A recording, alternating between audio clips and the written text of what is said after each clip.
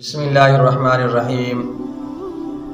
گناہوں سے اجتناب کے لیے یعنی گناہوں سے بچنے کے لیے نہایت ہی مجرب وظیفہ،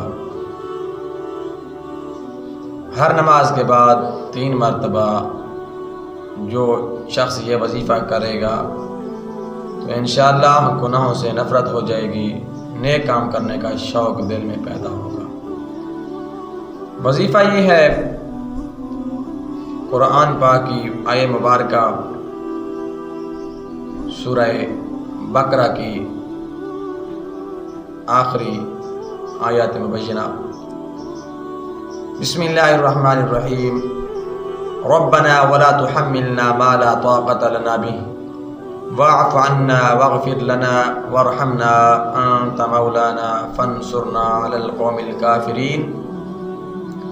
سبحان اللہ والحمد للہ ولا الہ الا اللہ واللہ اکبر ولا حول ولا قوة الا باللہ العلی العظیم۔